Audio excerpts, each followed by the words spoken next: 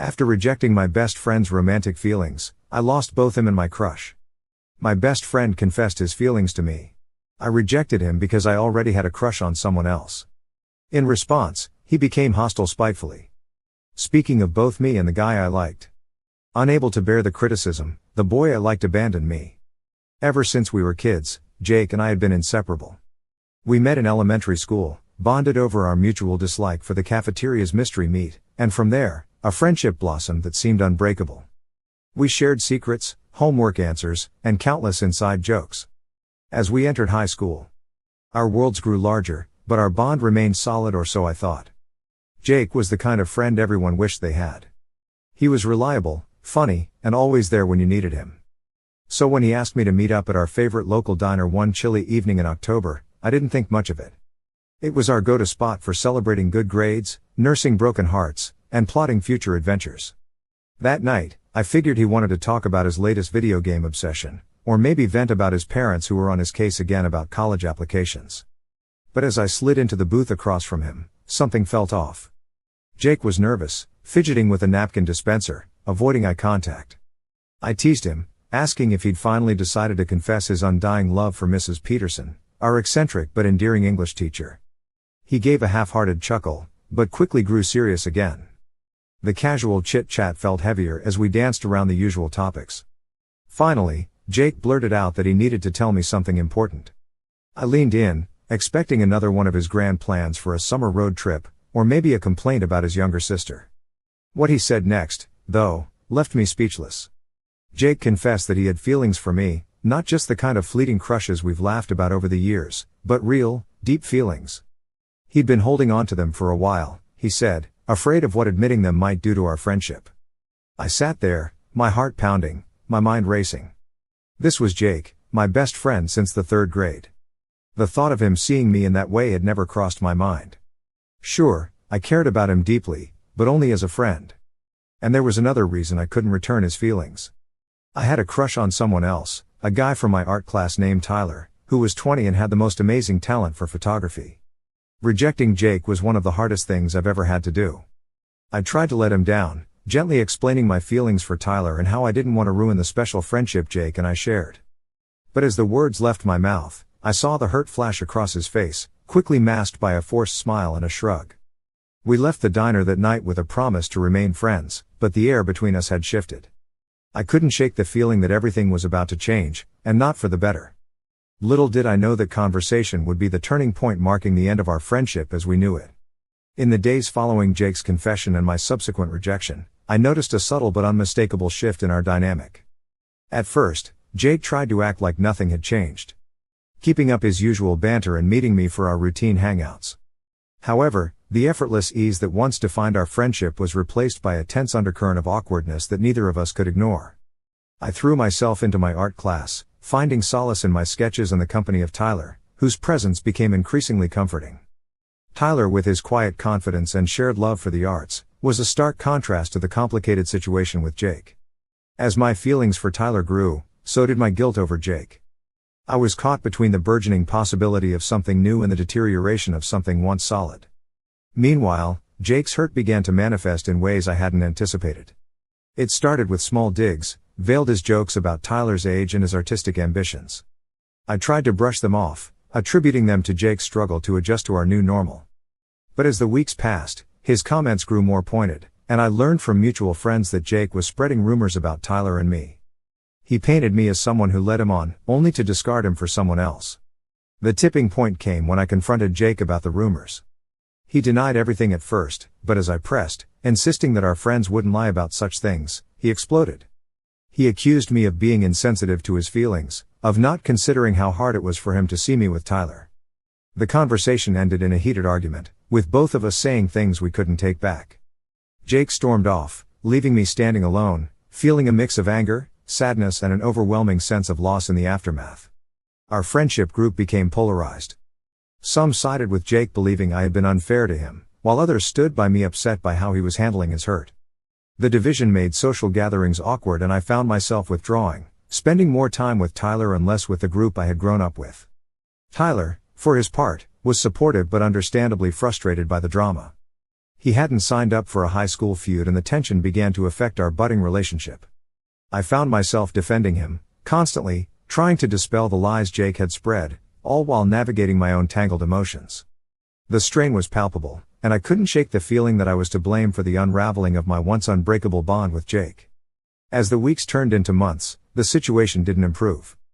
Jake's behavior became more erratic, his hostility more pronounced.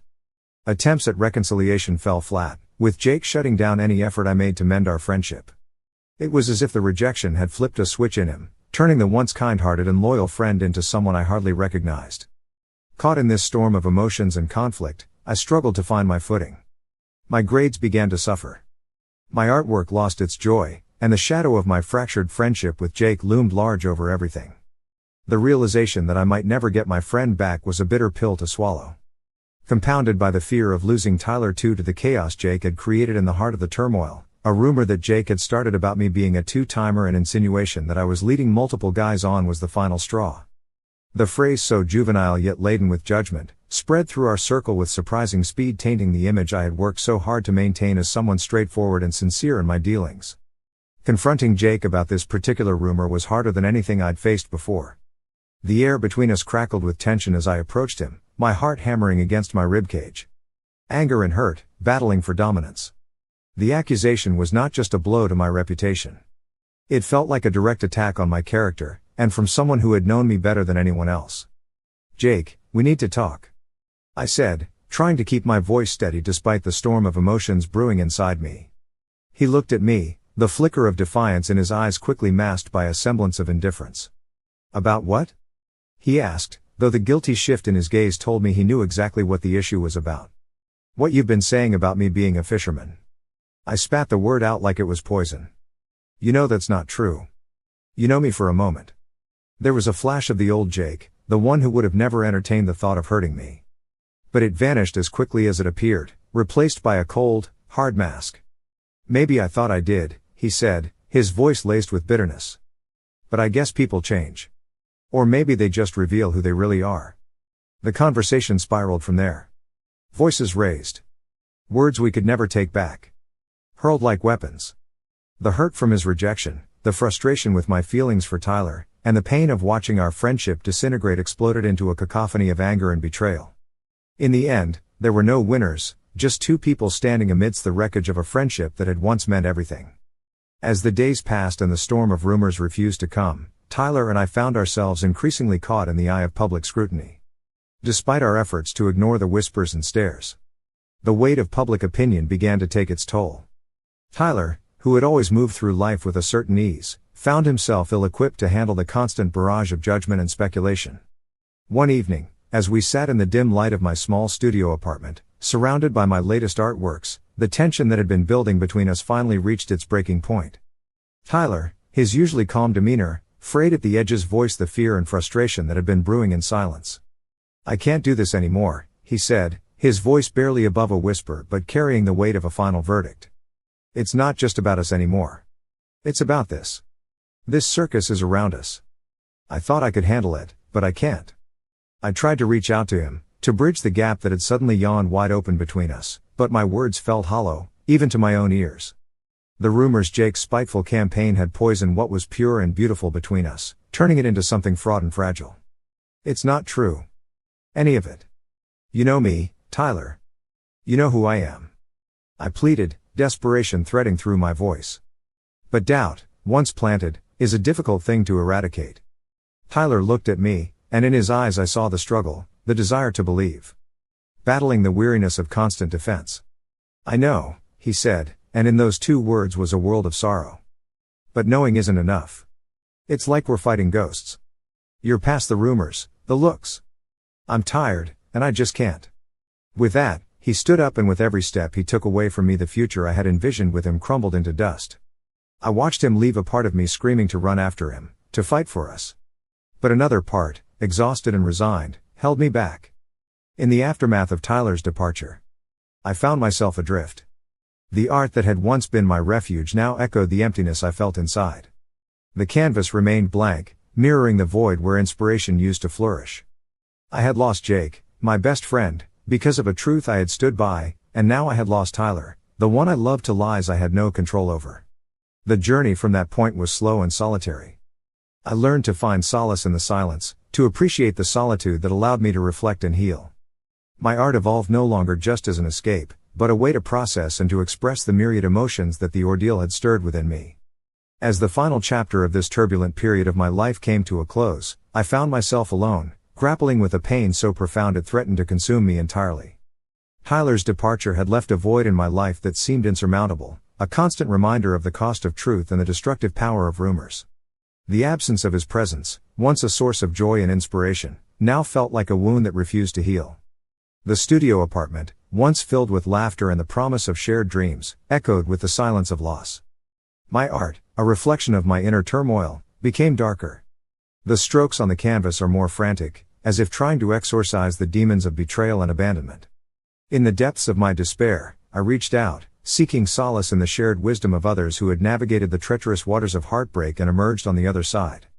I poured my heart out on forums and letters to unseen friends, and in late-night conversations with anyone who would listen. The question that burned within me was simple, yet profound. How do you move forward when the past clings to you like a shadow? And so I stand at the crossroads of my own making, drowning in a pain that is both a burden and a teacher. I reach out to you, to anyone who has felt the sting of betrayal, the ache of lost love, and the weight of a world turned upside down. How did you find your way back to the surface? How did you learn to breathe again? To find joy in the sunrise? To see beauty in the broken? Finally, I want to extend my sincerest thanks to all of you who have taken the time to share your stories on Reddit. Please continue to journey with us, share your experiences, and together let's create memorable moments. Turmoil became darker. The strokes on the canvas, more frantic, as if trying to exorcise the demons of betrayal and abandonment.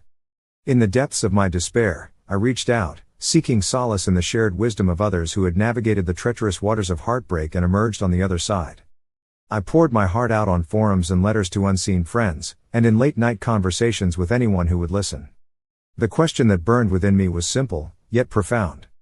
How do you move forward when the past clings to you like a shadow? And so I stand at the crossroads of my own making, drowning in a pain that is both a burden and a teacher.